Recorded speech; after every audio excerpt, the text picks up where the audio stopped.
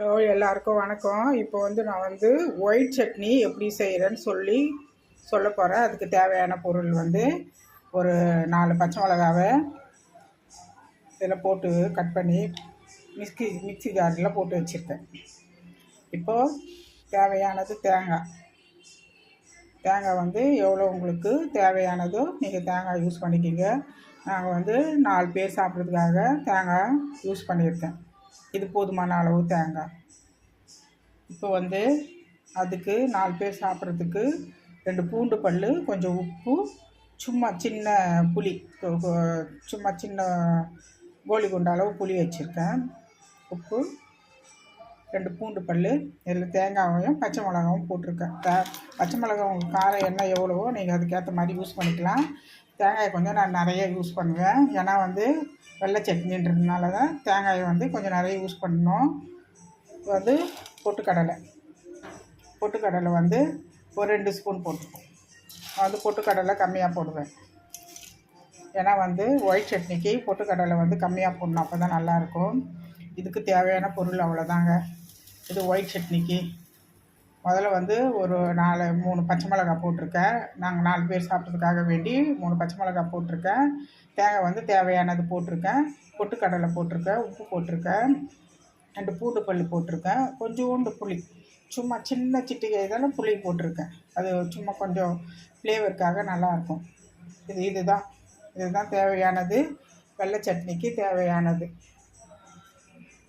அதை தாளிப்பு கொடுத்து நான் எப்படின்னு சொல்கிறேன். இப்போது வெள்ளை சட்னி ரெடி ஆயிடுச்சு.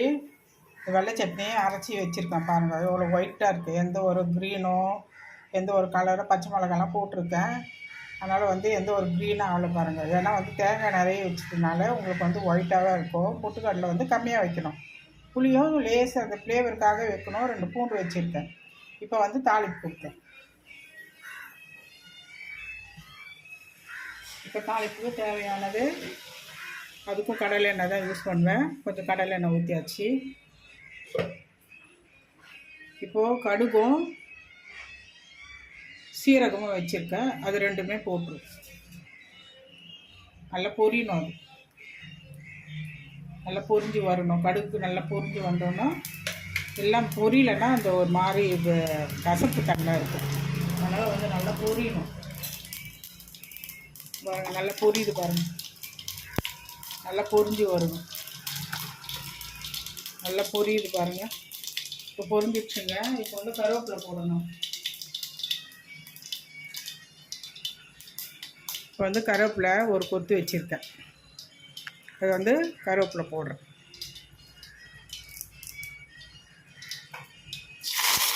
கருவேப்பிலை போட்டுட்டு நல்லா பொரிஞ்சிடுச்சு. இப்போ இந்த தாளிப்பு கொடுத்துருக்கோம் இல்லையா, இப்போ அதில் நம்ம ஊற்றிடுவோம். ஸ்டவ் ஆஃப் பண்ணிட்டு தான் ஊற்றணும், அது அப்படியே ஊற்றக்கூடாது. இது வெள்ளை சட்னி எவ்வளோ வெள்ளையாக இருக்குது பாருங்கள்.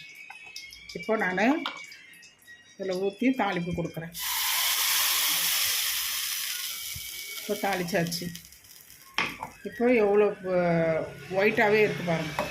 இப்போது தாளிப்பு கொடுத்தோம், அந்த ஃப்ளேவர் போல் அப்படியே ஒயிட்டாகவே இருக்குது. இதுதான் சீக்ரெட்டான ஒயிட் சட்னி. வேறு ஒன்றும் இல்லைங்க. தேங்காய் கொஞ்சம் அதிகமாக வைக்கணும், பொட்டுக்கடலை கொஞ்சம் கம்மியாக போடணும், அவ்வளோதாங்க. இதுதாங்க ஹோட்டலோட சீக்ரெட்டான ஒயிட் சட்னி. இதை நீங்கள் வீட்டில் செஞ்சு பாருங்கள். இது செஞ்சு பார்த்துட்டு அது எதுன்னு எனக்கு கமெண்ட் சொல்லுங்கள். வீட்டில் செய்யுங்க. இட்லி, தோசை எல்லாத்துக்கும் நல்லாயிருக்கும். இது தோசைக்கு, இட்லிக்கெல்லாம் சூப்பராக இருக்கும் ஒயிட் சட்னி. இது உப்புமாவுக்கும் நல்லாயிருக்கும். நீங்கள் செஞ்சு பாருங்கள். தேங்க்யூ.